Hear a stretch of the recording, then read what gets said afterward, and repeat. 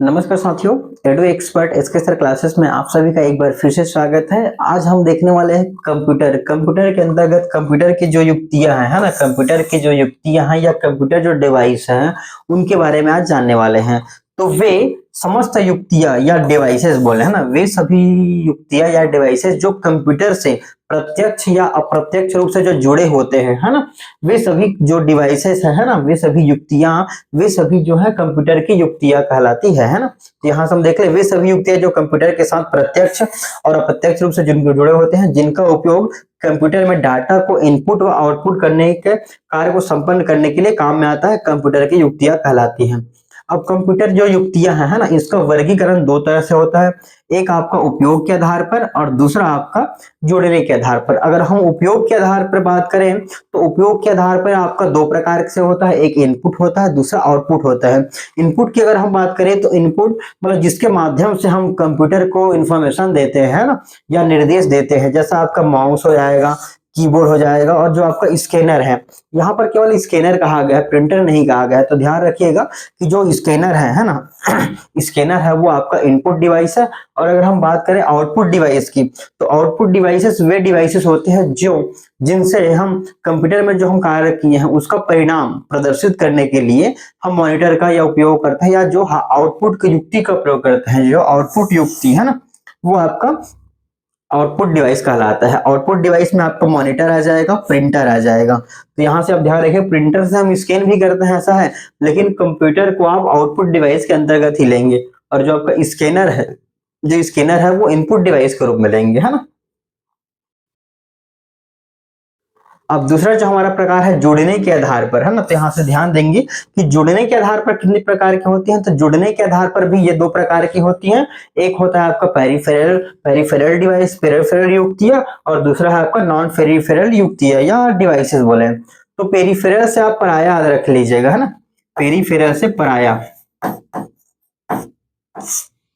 तो पेरिफेरल जो डिवाइस है उससे आप पराया याद रख लीजिए। कंप्यूटर के वे डिवाइसेस जो कंप्यूटर को बाह्य रूप से या बाह्य या एक्सटर्नल रूप से जुड़े होते हैं। तो आप यहाँ से याद रखें, पेरिफेरल जो है वो बाह्य या पराया होता है। तो अब यहाँ ध्यान देंगे कि वे युक्तियां या वे डिवाइसेस जो कंप्यूटर से बाह्य रूप से कनेक्ट होता है, वो उसके मदरबोर्ड में कनेक्ट नहीं होता है, वो बाह्य रूप से कनेक्ट होता है, तो वो आप पराया से याद रख लेंगे। दूसरा है आपका नॉन पेरिफेरल, है ना, तो इसको नॉन फेरल है तो ये आप जो अपना से याद रख लेंगे, वो पराया है तो ये अपना है। तो अपना है मतलब वो डायरेक्ट वे सभी कंप्यूटर जो कंप्यूटर में आंतरिक रूप से जुड़े होते हैं, वे सभी जो होता है वो आंतरिक या इंटरनल रूप से जुड़े होते हैं, ठीक है। अगर हम बात करें जो पराया की बात, तो ये आपका मॉनिटर बाह्य रूप से कनेक्ट होता है, कीबोर्ड, माउस, प्रिंटर, ये सभी आपका जो परिधि है पेरिफेरल डिवाइसेस है, यानी कि ये कंप्यूटर से बाह्य रूप से कनेक्ट होता है या वायर या साटा केबल के माध्यम से ये जुड़े होते हैं। दूसरा है आपका आंतरिक, तो आंतरिक जो है रैम, रैम हो जाएगा आपका हार्ड डिस्क, यानी जो रैम और जो हार्ड डिस्क है वो सीधे आपके सीपीयू या मदरबोर्ड से डायरेक्ट कनेक्ट होते हैं, ठीक है। तो ये दो प्रकार से आप यहाँ देख सकते हैं कि कंप्यूटर जो युक्तियां हैं, है ना, वो कितने प्रकार की होती हैं। दो प्रकार की है ना, जो कंप्यूटर जो डिवाइसेस हैं वो कितनी प्रकार की होती हैं। तो यहाँ से आपका क्वेश्चन बन सकता है कितने प्रकार का होता है। और दूसरा आपको यहाँ से ये दे दिया जाएगा पेरिफेरल, नॉन पेरिफेरल। तो यहाँ से जो पेरिफेरल है और जो नॉन पेरिफेरल है, वो दो प्रकार से आपका यहाँ से क्वेश्चन बन सकता है। साथ ही इसमें जो तीसरा क्वेश्चन है ना, आपको यहाँ से पूछा जा सकता है कि मॉनिटर, कीबोर्ड, माउस, है ना, ये पेरिफेरल युक्तियां है कि नॉन पेरिफेरल युक्तियां है। तो ये आपको कोड के रूप में मिलान करने के लिए दिया जा सकता है, पेरिफेरल, नॉन पेरिफेरल। तो आपको कोड या मिलान कर में आप यहाँ से याद होना चाहिए।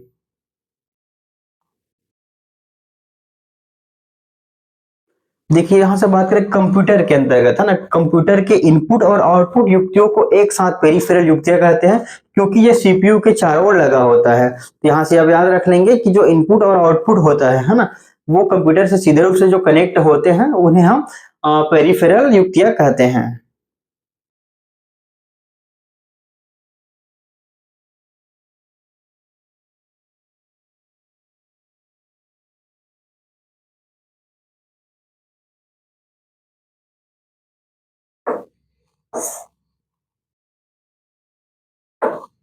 उसके बाद हम बात कर लेते हैं पार्ट्स ऑफ कंप्यूटर। कंप्यूटर का हम पार्ट देख लेते हैं।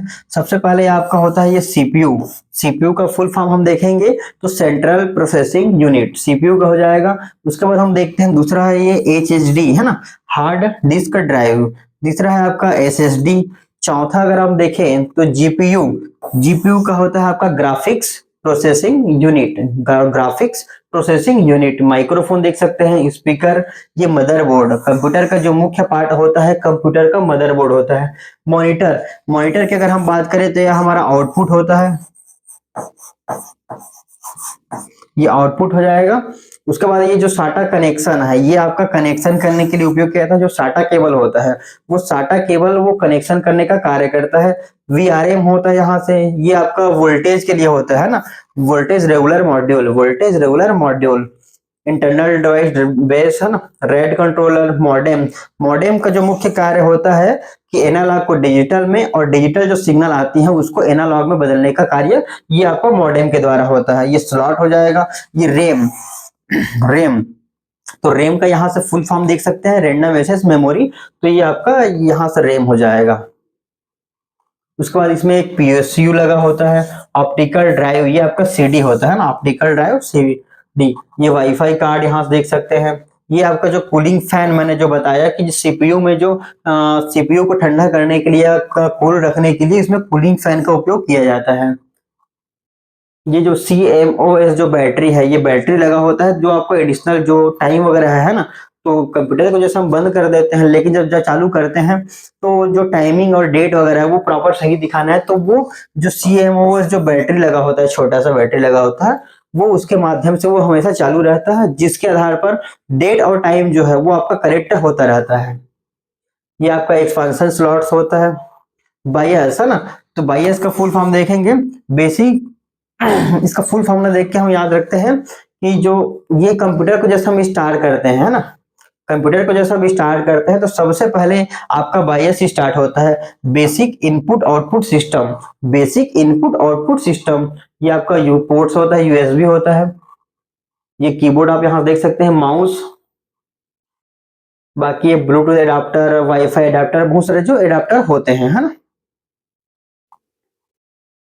उसके बाद हमारा जो नेक्स्ट रहेगा वो इनपुट युक्तियां या इनपुट डिवाइसेस। इनपुट डिवाइसेस वे डिवाइसेस जिसके माध्यम से हम कंप्यूटर को इंस्ट्रक्शन या निर्देश या डाटा ट्रांसफर करते हैं ना, या जो डाटा होता है, हम जो डाटा जिसका हम कैलकुलेशन करना चाहते हैं वो कंप्यूटर को हम जिसके माध्यम से प्रदान करते हैं, वे आपका इनपुट युक्तियां होती हैं। वे समस्त युक्तियां या यंत्र या मशीन जिनके द्वारा कंप्यूटर को डाटा, आंकड़ा, सूचना, निर्देश भेजी जाती है, कंप्यूटर को भेजा जाता है ना, कंप्यूटर को भेजा जाता है, उसे इनपुट डिवाइस कहते हैं। कंप्यूटर में प्रयुक्त होने वाले प्रमुख इनपुट जो डिवाइस है उनकी अगर हम बात करते हैं तो कंप्यूटर, कंप्यूटर के अंतर्गत हम देखेंगे पहला जो इनपुट डिवाइस है वो कीबोर्ड। तो कीबोर्ड में सबसे पहले हम देखते हैं कि इसमें जो फंक्शन होते हैं ना, फंक्शन की, ये आपका 1 से लेके 12 तक होता है, यानी कि फंक्शन की, एफ की, फंक्शन की याद करें,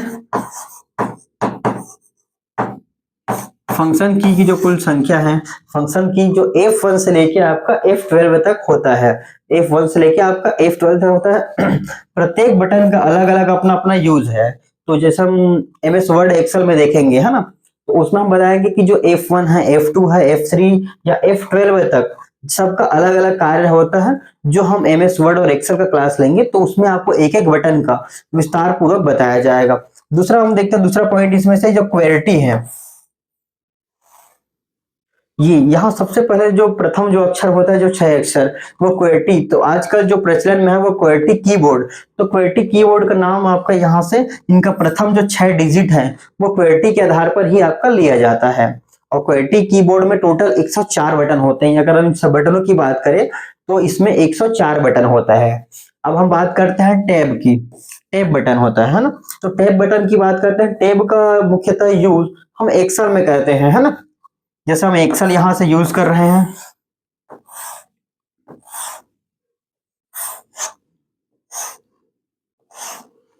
जैसे हम यहाँ से एक्सेल यूज कर रहे हैं, हमको अगर हम यहाँ पर राइट कर रहे हैं, अगर हमको यहाँ जाना है तो बिना हम माउस का उपयोग करें अगर टैब का यूज करते हैं तो वो हमारा यहाँ पर आपका कर्सर आ जाएगा। अगर यहाँ से करते हैं तो वो इस प्रकार से नेक्स्ट लेवल पे जो है वहां लेते जाता है। दूसरा आपका कैप्स लॉक। कैप्स लॉक की अगर हम बात करें तो अगर कैप्स लॉक ऑन रहता है ना, यदि कैप्स लॉक ऑफ है, सपोज ये स्मॉल लेटर आ रहा है, अगर स्मॉल लेटर अगर प्रथम प्रदर्शित हो रहा है, अगर हम कैप्स लॉक अगर ऑन कर देते हैं तो वो कैपिटल ए में प्रदर्शित, या हम जो भी लिखेंगे वो कैपिटल में लिखना स्टार्ट हो जाएगा। शिफ्ट बटन, कंट्रोल बटन, ये दो बटनों को एक साथ जोड़ने के लिए इसका उपयोग किया जाता है। ठीक है, बात करें अगर हम बैक स्पेस की, तो बैक स्पेस जो वर्ड है उनको डिलीट करने के लिए होता है। बैक स्पेस जो डिलीट करने के लिए होता है, जो हमारा लेफ्ट तक रख के जाता है। जैसे हम यहाँ से लिखे हैं A to B C, इस टाइप का अगर हम लिखे हैं तो बैक स्पेस का उपयोग करते हैं। अगर हम बैक स्पेस का उपयोग करते हैं तो वो इस प्रकार से उल्टा कटते हुए जाता है। ठीक है, अब उसके बाद हमारा एक और बटन देख लेते हैं, डिलीट बटन। तो डिलीट बटन हम 1 2 3 4 5, तो डिलीट बटन का जैसा हम उपयोग करते हैं तो डिलीट बटन यहाँ आपके राइट तरफ चला जाता है, यहाँ के दाएं तरफ काटते हुए चला जाता है। जैसे ये उल्टा यहाँ से काटेगा, पहले अगर हम डिलीट किए तो एक काटेगा, फिर अगर डिलीट किए तो एक काट लेगा, दो काट लेगा, तीन, तो ये इस प्रकार से वो आगे बढ़ते जाता है। तो ये आपका डिलीट बटन हो जाएगा। इंटर, इंटर का उपयोग हम मुख्यतः जैसे किसी क्रिया को एग्जीक्यूट करने के लिए भी करते हैं, या जो हमारा पैराग्राफ है उसको नीचे लाने के लिए या नीचे एंटर करने के लिए इसका उपयोग करते हैं। शिफ्ट आपका ये बटन हो जाएगा। उसके बाद आपका इसमें चार एरो की होता है, चार एरो की होता है, जिसमें हम देखेंगे ये ऊपर के लिए, आगे के लिए, नीचे के लिए, पीछे के लिए। तो इसमें आपको एग्जाम में क्वेश्चन यहाँ से बहुत सारे बन सकते हैं, है ना। एक मिनट,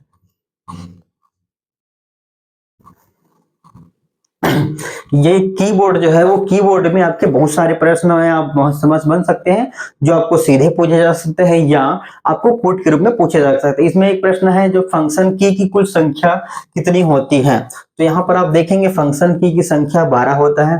क्वेटी जो प्रचलन में आया है कीबोर्ड, वो आपका क्वेटी जो प्रथम जो 6 अक्षर है, प्रथम 6 अक्षर को लेकर ही इसमें क्वेटी कीबोर्ड बना हुआ है। कैप्स लॉक का आपका उपयोग कर पूछ सकता है, कंट्रोल शिफ्ट और ये अल्ट है ना, ये तीनों जो है वो उसका अलग उपयोग पूछ सकता है। टोटल, टोटल कितने कीबोर्ड की होते हैं, ये आपको प्रश्न बन सकता है। आपका बैक स्पेस से प्रश्न बन सकता है, इंटर से, डिलीट से, और भी बहुत सारे ये सब है, सबका आपको यहाँ से बन सकता है। प्रिंट, प्रिंट स्क्रीन का उपयोग हम स्क्रीनशॉट लेने के लिए कर सकते हैं। प्रिंट स्क्रीन करेंगे तो हमारा जो स्क्रीन रहेगा मॉनिटर पे, तो जितना भी रहेगा वो इसको एक स्क्रीनशॉट के रूप में सेव कर लेता है। उसके बाद अगर हम बात करें नंबर की है ना, तो राइट में आपका 0 से लेके ये 9, 0 से लेके 9 अंक होते हैं, यानी कि टोटल आपका इसमें संख्या 10 होता है ना। संख्या की बात करें तो संख्या टोटल 10 होता है, और 0 से 9, 0 से लेकर 9 तक अंक अक्षर होते हैं, जिसकी कुल संख्या 10 होता है। 0 का अगर हम काउंट कर लेते हैं तो 10 हो जाएगा। डिलीट है, इंटर है। अब इसमें एक और की होता है नंबर की, है ना। तो ये जो नम की अगर हम ऑन करते हैं तो हमारा जो अंकों के स्थान पर हमारा जो गुना, भाग, प्लस, माइनस और ये जो चिन्ह है वो प्रदर्शित होना स्टार्ट हो जाता है। ये आपका स्पेस की हो जाएगा, है ना, स्पेस की हो जाएगा। इसका हम जो पिछले बताया था, यहाँ से आप देख सकते हैं स्क्रॉल की है, होम है, पेज अप है, पेज डाउन है, एंड है, डिलीट बटन है। जो यह प्राथमिक इनपुट डिवाइस होता है, जो आपका कीबोर्ड होता है वो प्राथमिक इनपुट डिवाइस होता है। कीबोर्ड का काम है कि वो परिणामों को ट्रिगर करता है। की लॉगिंग, की लॉगिंग एक प्रकार का एक फंक्शन होता है जिसमें हम अगर किसी वर्ड या किसी की को अगर उपयोग कर रहे हैं तो वो की को वो रिकॉर्ड करते जाता है। इसका मुख्य उपयोग जैसे बड़े बड़े संस्थानों में है तो उसका उपयोग किया जाता है वहां पर एम्प्लॉय को देखने के लिए, एम्प्लॉय के द्वारा क्या क्या कार्य किए जा रहे हैं, है ना। की लॉगिंग आमतौर पर गुप्त रूप से कीबोर्ड पर की रिकॉर्डिंग करता है, ताकि कीबोर्ड का उपयोग करने वाले व्यक्ति इससे अनजान होता है और कई उसके नजर रखता है, देखते हैं कि उस पर कोई नजर रख रहा है। उसके बाद हमने बताया कि क्वेटी आधारित होता है, जिसमें मुख्य की पाए जाते हैं। अल्फा न्यूमेरिक की आपका जो ए से जेड तक है ना, ए से आपका जेड तक का कुल जो संख्या है वो आपका 26 हो जाएगा। और इसके ठीक ऊपर है ना 1 से 9 तक की संख्या होती है, जिसकी टोटल जो संख्या है वो 10 तक की संख्याएं होती हैं। फंक्शन की बात करें तो फंक्शन की आपका F1 से F12 तक होता है, जो कुल संख्या 12 होते हैं। ये सभी कॉमन की होते हैं जिनका विशेष उपयोग होता है। यानी कि जो आपका F1 से F12 तक जितने भी की है उन सबका एक अलग अलग प्रॉपर यूज है। कर्सर मूवमेंट की मैंने बताया कि 4 दिशा में होती है। संख्यात्मक की 0 से 9 तक होता है, और इसमें अगर हम नम लॉक बटन ऑन कर देते हैं ना, ऑन होने पर ऑन, जबकि ऑफ होने पर है ना प्लस माइनस गुना भाग या प्लस है ना, यहाँ पर ये भाग है, भाग दशमलव की कुंजी आती है। उसके बाद हम देखते हैं स्पेशल पर्पस की। स्पेशल पर्पस की हमारा नम लॉक की हो जाएगा, कैप्स लॉक हो जाएगा, शिफ्ट की यानी कि दो कीवर्ड, दो की को जोड़ने के लिए हम शिफ्ट की का उपयोग करते हैं। ये आपका चौथा हो जाएगा टैब की। एक्सेल में एक सीट से दूसरे सीट में मतलब बिना माउस का उपयोग किए अगर हमको जाना है तो हम टैब की का उपयोग कर लेते हैं। एस्केप की, बैक स्पेस की, डिलीट की। उसके बाद हम देखते हैं मॉडिफायर की। मॉडिफायर कंप्यूटर के इनपुट डाटा या टेक्स्ट को मॉडिफाई करने के लिए होता है।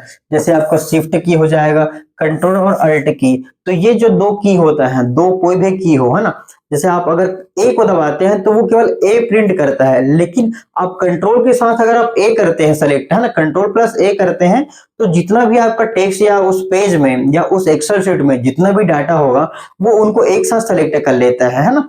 अगर एस की बात करें तो एस का टाइप होगा, लेकिन कंट्रोल प्लस एस दबाते हैं तो सेव के लिए हो जाता है। तो ये वो जो टेक्स्ट है या जो डाटा है उसको मॉडिफाई करने के लिए उपयोग किया जाता है। अगर किसी वर्ड के साथ हम कंट्रोल शिफ्ट प्लस या शिफ्ट या अल्ट का उपयोग करते हैं तो उसका जो फंक्शन कार्य है वो पूरी तरीके से बदल जाता है। या किस प्रकार से फंक्शन करता है, जब हम एमएस वर्ड की क्लासेस करेंगे तो आपको वहां से पूरा कंट्रोल का उपयोग, शिफ्ट का यूज और आपका अल्ट जो तीनों का है वो प्रत्येक वर्ड के साथ किस प्रकार से कार्य करता है, एमएस वर्ड में अलग कार्य करता है, एमएस एक्सेल में अलग कार्य करता है, तो वो किस प्रकार से कार्य करता है इसको हम जो हमारा एमएस और वर्ड का क्लास होगा वहां से हम देखेंगे। ये कंप्यूटर के दो कीबोर्ड को जोड़ने का भी काम करता है। कंप्यूटर कीबोर्ड में मैंने पहले बताया कि जो की संख्या होती है वो आपका 104 होता है, और जो क्वेर्टी है वो प्रथम छह जो अंक या प्रथम छह जो वर्ड है उनको लेकर बनाया गया है। तो यहाँ से ये सब याद रख लेंगे। उसके बाद हम देखते हैं कंप्यूटर इनपुट के अंतर्गत दूसरा हमारा आ जाता है स्कैनर। स्कैनर का मुख्य काम होता है किसी डाटा या चित्र को स्कैन करना और इनपुट के रूप में देना है ना, इनपुट के रूप में कंप्यूटर या जहां भी आप देना चाहते हैं उसको देना। और स्कैनर से स्कैन किए गए जो इमेज होता है कंप्यूटर के अंतर्गत, या स्कैनर से जो भी डाटा स्कैन किया जाता है उसे बीट मैप इमेज के रूप में मेमोरी में स्टोर किया जाता है। स्कैनर स्कैनर एक इनपुट डिवाइस होता है, यहां से देख लेंगे। अब हमारा जो तीसरा है इनपुट डिवाइस, इसके अंतर्गत हमारा लाइट पेन। यहाँ पर केवल पेन की बात की जा रही है ना, लाइट पेन की बात कर रहे हैं, पेन की बात कर रहे हैं, या एक खास प्रकार के इलेक्ट्रॉनिक पैड पर। ये जो इलेक्ट्रॉनिक आपका जो पैड है ना, ये आप देख सकते हैं जो आपका पैड है, तो ये खास तरह का एक इलेक्ट्रॉनिक पैड भर होता है, जिसमें जो आपका इलेक्ट्रॉनिक जो पेन है वो खास तरह के जो पैड होते हैं उस पर चलने वाला होता है, और ये इनपुट डिवाइस होता है। जैसा कि हम यहाँ पर लिखते हैं पैड में है ना, पेन के माध्यम से, लाइट पेन के माध्यम से हम जो भी लिखते हैं वो हमारा यहाँ पर लिखता है, यहाँ पर प्रदर्शित होता है, और वो इनपुट के रूप में जैसे हम कंप्यूटर में भेजना चाहते हैं या जहां भी भेजना चाहते हैं तो वो इनपुट के रूप में उसको भेज देता है। अगर हम लाइट पेन की बात करें तो लाइट पेन का मुख्य उपयोग हस्ताक्षर एवं चित्र बनाने में करते हैं। कंप्यूटर का, सॉरी कंप्यूटर बोलता हूँ आपको, इलेक्ट्रॉनिक जो पेन होता है, इलेक्ट्रॉनिक जो पेन है उसका मुख्य कार्य हम डिजिटल जैसे सिग्नेचर करते हैं। जैसे हमारा आरटीओ जाते हैं, लाइसेंस बनवाना है मान के चलिए, तो वहां पर हमें लाइट पेन और डिजिटाइजर जो पैड होता है वो दिया जाता है, वहां से साइन करते हैं और वो डिजिटल फॉर्म में आपके जो लाइसेंस या गाड़ी कागजात वगैरह हैं वो उसमें वो ट्रांसफर कर देते हैं उसी डिजिटल फॉर्म के रूप में है ना। आपको पेन कॉपी वगैरह नहीं दिया जाता, आपको लाइट पेन और ये टेप आपको दिया जाता है जिसमें आप साइन करते हैं, और वो उसी साइन को डिजिटल रूप में आपके जो जो भी डाटा है वो उसमें ट्रांसफर कर देते हैं। Light pen optical input device है ना, ऑप्टिकल इनपुट डिवाइस है। ऑप्टिकल के जो डिवाइस है वो light pen optical input device है। अब माउस की बात करते हैं, जो हमारा चौथा इनपुट डिवाइस है माउस। तो माउस का जो प्रथम यूज है या माउस का जो आविष्कार था वो डगलस ली एंजेलबर्ग नामक जो वैज्ञानिक थे उन्होंने किया था। माउस का जो मुख्य कार्य होता है किसी चीज को पॉइंटिंग करना। अगर हम माउस को उपयोग कर रहे हैं तो यहाँ पर हमको अगर पॉइंट करना है तो वो कर्सर के माध्यम से यहाँ करा देगा, अगर हमको यहाँ करना है तो वो वहां करा देगा। तो ये इसका जो मुख्य कार्य होता है वो पॉइंटिंग करने का कार्य करता है। ठीक है, तो कंप्यूटर जो है वो एक वायर वाला होता है, दूसरा आप देख सकते हैं कि वायरलेस होता है। तो वायरलेस जो होता है वो उसमें जैसे हमको कंप्यूटर में अगर उपयोग करना है तो कंप्यूटर में हमें एक माउस जो होता है वायरलेस माउस एडाप्टर लगाना होता है। अगर हम अगर वायर वाला यूज करते हैं तो ये जो है ना, इसको हम कंप्यूटर या सीपीयू के यूएसबी जो पोर्ट होता है उसके जोड़ना पड़ता है।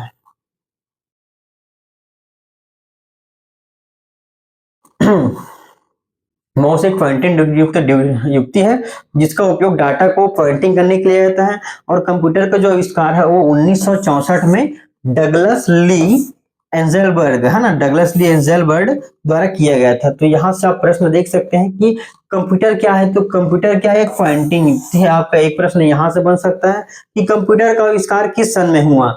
तो ये आपका देख ले सकते हैं 1964 में। और किनके द्वारा किया गया था, तो डगलस सी एंजेलबर्ट, डगलस सी एंजेलबर्ट, ये इनके द्वारा। तो यहाँ से एक क्वेश्चन आपका पुट के रूप में बन सकता है।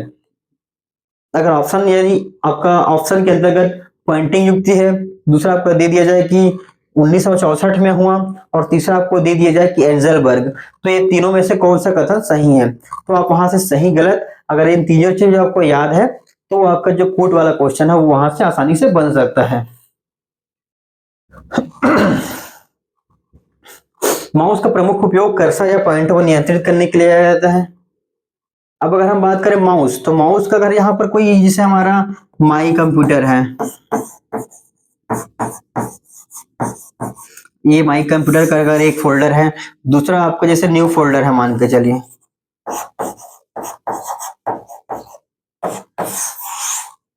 है ना। तो ये माउस जो है ऑप्शन चुनने में किया जाता है। अगर हमको ये दो फोल्डर अगर बने हुए हैं तो हमको सेलेक्ट करना है कि कौन सा हमें कौन सा जो है फोल्डर हमको चूज करना है। तो यहाँ से ऑप्शन चुनने के लिए क्या आता है। अगर हम सिंगल क्लिक की बात करें, अगर एक क्लिक करते हैं तो वह केवल उसको सेलेक्ट करता है ना। जैसे हम इसको एक क्लिक करते हैं, अगर माउस है उसमें हम अगर सिंगल क्लिक करते हैं तो वो केवल जो फाइल या फोल्डर जो भी है उसको केवल सेलेक्ट करता है। अगर हम डबल क्लिक करते हैं, अगर डबल क्लिक करते हैं तो वो उसको एग्जीक्यूट करके ओपन कर देता है। जैसे हम सिंगल क्लिक किए तो ये आपका सेलेक्ट हो जाएगा। अगर हम मान कर चलिए ये वाला जो न्यू फोल्डर है ना, तो इसके अंतर्गत हमारा बहुत सारा फाइल या डाटा होगा। तो हम अगर इसको न्यू फोल्डर पे लाते हैं कर्सर को और डबल क्लिक कर देते हैं, तो डबल क्लिक करते हैं तो आपका जो न्यू फोल्डर है, ये न्यू फोल्डर के अंतर्गत जितने भी डाटा है ये फोल्डर को ओपन कर देता है। अब अगर हम बात करें ट्रिपल क्लिक की बात करें, है ना, ट्रिपल क्लिक, मान के चलिए कोई यहाँ पर डाटा लिखा हुआ है ना, ये आपका ये पेज हो जाएगा, ये आपका यहाँ तक लिखा हुआ है, दूसरा आपका ये पैराग्राफ यहाँ से स्टार्ट होता है। तो अगर हम सिंगल क्लिक करते हैं, जैसे यहाँ पर ए बी सी डी या कुछ भी सेंटेंस लिखा हुआ है, ये एक पूरा पैराग्राफ है ना, यहाँ से लेकर ये एक पैराग्राफ है। तो अगर हम ट्रिपल सिंगल क्लिक करेंगे तो ये यहाँ सेलेक्ट हो जाएगा कोई वर्ड, दूसरा अगर क्लिक करते हैं तो ये पूरा जो है सेंटेंस हो जाएगा। और अगर ट्रिपल क्लिक करते हैं, अगर तीन क्लिक करते हैं तो ये जो पूरा पैराग्राफ है यहाँ तक एक पैराग्राफ हो जाए। फिर हमने इंटर का यूज कर दिया, इंटर का यूज करने के बाद हमने दूसरा कॉलम या दूसरा पैराग्राफ यूज किया। तो अगर हम ट्रिपल क्लिक करते हैं तो वो पूरा पैराग्राफ को सेलेक्ट कर लेता है। माउस मैंने बताया बेतार mouse, mechanical mouse, optical mouse. तो माउस के जो प्रकार हैं वो तीन प्रकार के यहाँ देख सकते हैं। बेतार माउस, आपका जो वायरलेस माउस होता है, मैकेनिकल माउस और आपका ऑप्टिकल माउस। अब बात करते हैं माउस के कार्य की। माउस का कार्य क्लिक, है ना, किसी भी ऑब्जेक्ट को चुनने के लिए किया जाता है। अगर डबल क्लिक की बात करें तो किसी ऑब्जेक्ट को चुनकर इसे क्रियान्वित करने के लिए किया जाता है। मैंने ऊपर पहले ही बता दिया था कि अगर डबल क्लिक करते हैं तो किसी ऑब्जेक्ट को चुनकर डबल क्लिक करने पर वो उसको एग्जीक्यूट या क्रियान्वित कर देता है। राइट क्लिक, राइट क्लिक करने पर जो मेन्यू होता है, राइट क्लिक करते हैं तो वो मेन्यू होता है, तो मेन्यू बार ऊपर ओपन हो जाता है। उसके बाद इसका एक और कार्य है ड्रैग और ड्रॉप, है ना, ड्रैग और ड्रॉप। सबसे पहले अगर यहाँ पर कोई फाइल है मान के चलिए, है ना,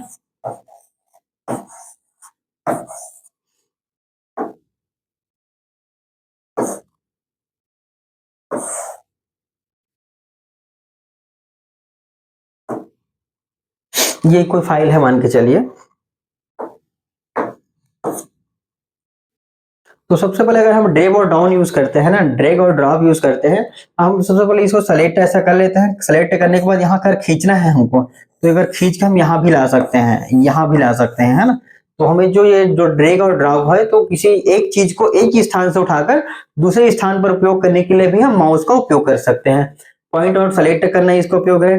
ट्रैक बॉल या पॉइंटर युक्ति है जो माउस की तरह कार्य करता है, या एक प्रकार का जो ट्रैक बॉल होता है, ट्रैक बॉल है वो माउस की तरह कार्य करता है।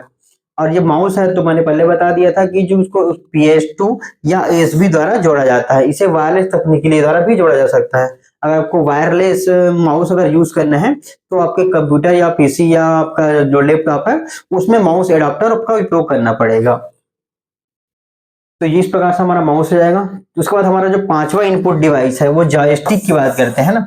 जॉयस्टिक जो गाड़ी का गियर होता है, गाड़ी के गियर की तरह दिखता है, यह कार में लगे गियर की पैर की तरह होता है। इसका जो मुख्य उपयोग है वो वीडियो गेम और रोबोटिक कार्य में होता है। इसका मुख्य जो उपयोग है वो गेमिंग करने के लिए उपयोग किया जाता है। उसके बाद हमारा जो छठवा इनपुट डिवाइस है वो ऑप्टिकल कैरेक्टर रीडर। तो यहाँ से एक फुल फॉर्म बनाने के लिए क्वेश्चन बन सकता है कि ओसीआर का फुल फॉर्म क्या है। तो आप यहाँ याद रखेंगे ऑप्टिकल कैरेक्टर रीडर। तो ये जो आपका ऑप्टिकल कैरेक्टर रीडर होता है ना, ये आपका ऑप्टिकल कैरेक्टर रीडर। तो यहाँ पर हम रखते हैं, यहाँ से हम देखेंगे कि ये जो बुक रखा हुआ है, तो बुक के अंतर्गत जो टेक्स्ट है वो टेक्स्ट को रीड कर लेता है, टेक्स्ट को रीड कर लेता है और इनपुट के रूप में हमें वो इसको स्टोर कर लेता है। उसके बाद हमारा जो सातवां है ऑप्टिकल मार्क रीडर है ना। इसका फुल फॉर्म अगर हम देख सकते हैं कि आपका ऑप्टिकल मार्क रीडर OMR का फुल फॉर्म, जो हम एग्जाम देते हैं मान के चलिए, तो एग्जाम में जो हमें आंसर शीट या आंसर भरने के लिए हमें जो शीट दिया जाता है वो उसका जो चेक है वो OMR के द्वारा किया जाता है। यहाँ पर आप देख सकते हैं जो ये है ना बिंदु बिंदु के रूप में होता है, जिसको वो रीड करता है और वो आउटपुट के रूप में जो निर्देश दिया जाता है कि जैसे सपोज प्रथम क्वेश्चन है आपका, प्रथम क्वेश्चन के अंतर्गत 4 ऑप्शन है, तो वो उसको निर्देश दे देगा कि ऑप्शन बी सही है, और आपने अगर ए लगाया तो वो ऑटोमेटिकली वो निर्देश के आधार पर उसको कैलकुलेट करके आपको वहां से बता देता है कि कितना आपका गलत हो रहा है, कितना सही हो रहा है। इसका उपयोग वस्तुनिष्ठ और पुस्तिकाओं को जांचने के लिए विकल्प युक्त चिन्हों को पढ़ने में किया जाता है। Optical mark reader input device है जो पेपर में पेंसिल या आपका जो पेन है उसका जो लिखा होता है निशान उसको पढ़ सकता है।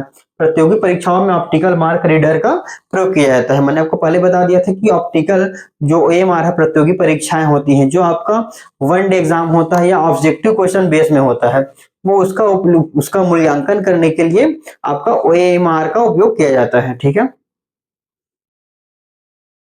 उसके बाद हमारा जो नेक्स्ट है वो मैग्नेटिक इंक कैरेक्टर रीडर। तो ये फुल फॉर्म के रूप में आ सकता है। MICR का फुल फॉर्म क्या है? MICR का फुल फॉर्म क्या है? मैग्नेटिक इंक कैरेक्टर रिकॉग्नाइजर, है ना। ये मुख्यतः बैंक का जो चेक होता है उसके लिए उपयोग किया जाता है ना। और जो कोड लिखे जाते हैं, जैसे वो कोड है वो आयरन ऑक्साइड में लिखे जाते हैं। तो आप यहाँ से एक क्वेश्चन और बन सकते हैं कि जो MICR में जो अंक लिखे होते हैं वो किसके लिखे होते हैं? तो वो आयरन ऑक्साइड से लिखे होते हैं। अगर इसमें कोड की बात करें तो 0 से 9 अंक तक संख्या होता है और 4 विशेष चिन्ह होते हैं, है ना। तो ये 9 और आपका ये 10 हो जाएगा, तो 10 + 4 यानी कि आपका टोटल 14 अंक, है ना। 14 कैरेक्टर का प्रयोग किया जाता है।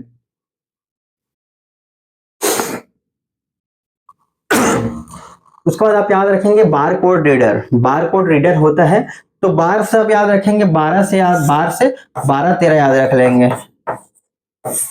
जो बार कोड रीडर होता है वो 12 से आप 12 13 याद रख लेंगे, क्योंकि 12 से आप याद रखेंगे बार कोड हो जाएगा, और 13 से याद रखेंगे कि जो बार कोड है वो 13 अंक का होता है। बार कोड के अंदर जितने भी अंक होते हैं, यहाँ से जो अंक होते हैं वो 13 अंक का होता है। बार कोड रीडर के अंतर्गत जो अंक होते हैं वो 13 संख्या का होता है।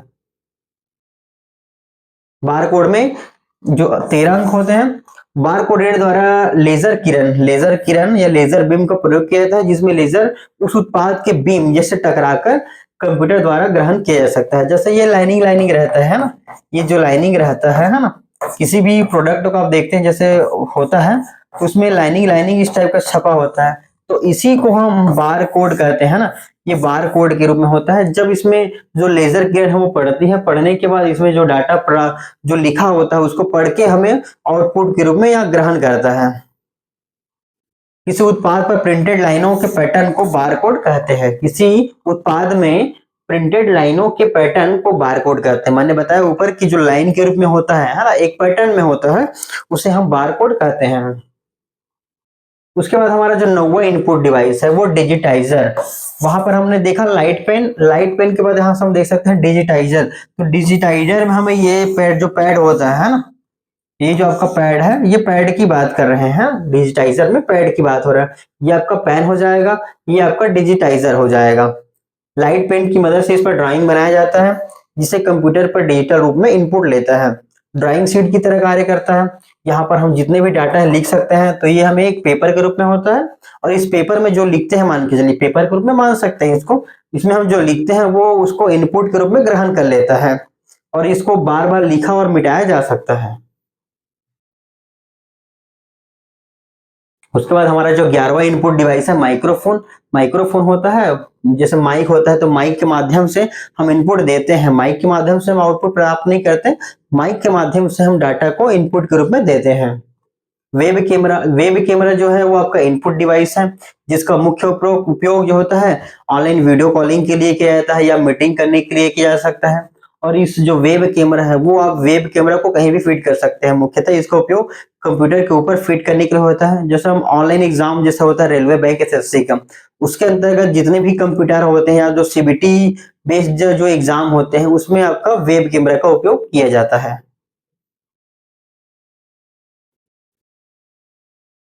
बायोमेट्रिक सेंसर है ना, बायोमेट्रिक सेंसर, तो इसका फुल फॉर्म याद रखेंगे, बीएमएस।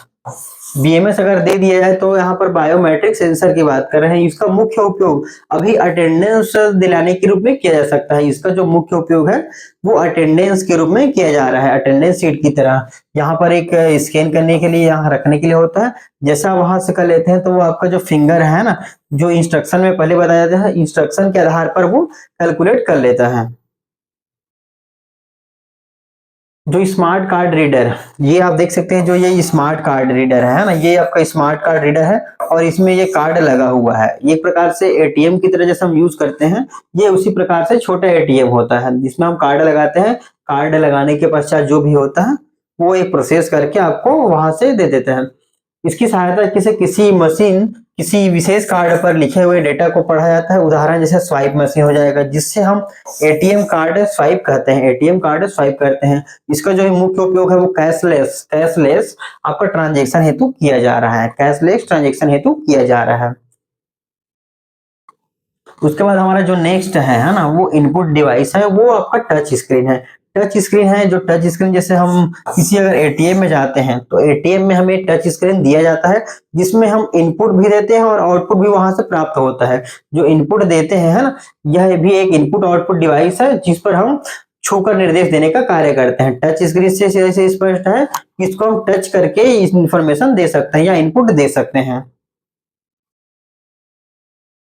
अब जैसे टच स्क्रीन है तो उसका उपयोग मैंने बताया एटीएम में किया जा रहा है। तो एटीएम का फुल फॉर्म याद रख लेंगे, automatic teller machine. Automatic teller machine, smartphone हो जाएगा, कंप्यूटर हो जाएगा, लैपटॉप भी आजकल टच में आ रहे हैं, है ना।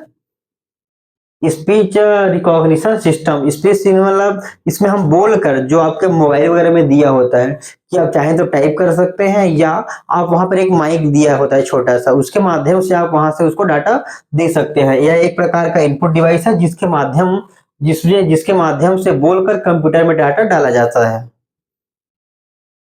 तो ये इस प्रकार से हमारा जो आज का टॉपिक था, कंप्यूटर की युक्तियां के अंतर्गत हमने देखा था आपका कि जुड़ने के आधार पर होता है एक, और दूसरा आपका होता है उपयोग के आधार पर। उपयोग के आधार पर हम बात करें है ना, उपयोग के आधार पर तो इनपुट डिवाइसेस, आउटपुट डिवाइसेस, और दूसरा है कि जुड़ने के आधार पर। जुड़ने पर हमने देखा पेरिफेरल, नॉन पेरिफेरल, ठीक है। पेरिफेरल को हमने पराया से याद रख लिया था, यानी कि वे बाह्य रूप से जो कंप्यूटर से कनेक्ट होते हैं वो पेरिफेरल होता है। दूसरा हमने देखा था नॉन पेरिफेरल, नॉन पेरिफेरल यानी कि वो पराया नहीं है, मतलब वो सीधे जुड़े होते हैं, ठीक है। अब उसके बाद हमने देखा था उपयोग के आधार पर, उपयोग के आधार पर इनपुट आउटपुट। उसके अंतर्गत हमने देखा इनपुट, इनपुट को जाना, आउटपुट को जाना, उसके बाद हमारा जो था वो इनपुट के जितने भी जो युक्तियां हैं या इनपुट डिवाइसेस हैं, इनपुट डिवाइसेस के बारे में देखा, साथ ही हमने कंप्यूटर के जो पार्ट होते हैं, कंप्यूटर के पार्ट के बारे में भी देखा। तो इसके बाद हमारा जो नेक्स्ट क्लास होगा वो कंप्यूटर के जो आउटपुट डिवाइसेस हैं, आउटपुट डिवाइसेस का नेक्स्ट क्लास होगा। तो आज का क्लास हम यहीं पर समाप्त करते हैं।